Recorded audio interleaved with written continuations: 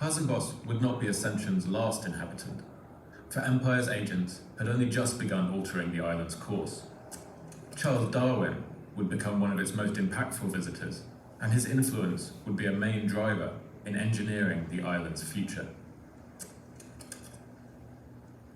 Darwin is part of the second voyage of the HMS Beagle in 1831, by which time the British Empire had laid claim to Ascension Island.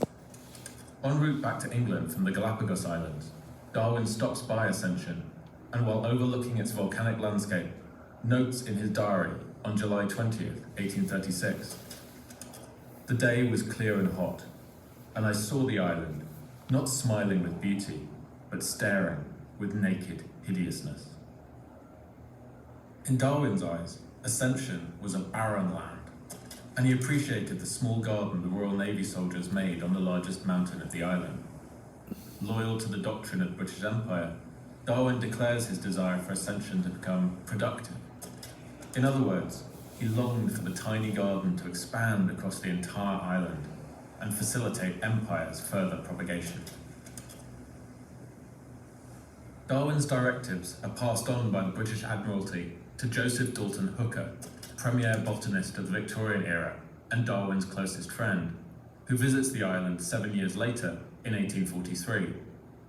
Hooker's advice to the Navy involves a four-point strategy: establishing trees on the main mountain to increase rainfall, clothing steep slopes with vegetation to protect soil, planting dry-adapted shrubs in lowlands, and introducing a wide variety of crops. With the help of the Royal Botanic Gardens in Kew, London, hundreds of shipments of trees are sent to Ascension. By the late 1870s, on the island's highest peak at 900 meters, eucalyptus, pine, bamboo, and palm trees have taken root. Green Mountain is terraformed into existence. Darwin's Garden of Empire has been propagated into reality. Essentially, Darwin and Hooker succeeded in what today would be called geoengineering, the alteration of an existing biosphere or the creation of a biosphere where there was previously none. Darwin and Hooker established a new colonial ecosystem that quickly forced the native fern vegetation to near extinction, just as the agents of empire had exterminated the human communities and ecosystems from which these plants had been abducted in the first place.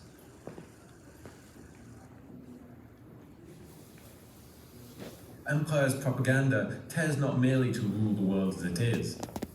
After colonial extermination, it terraforms, it seeds and it geoengineers the world in its own image.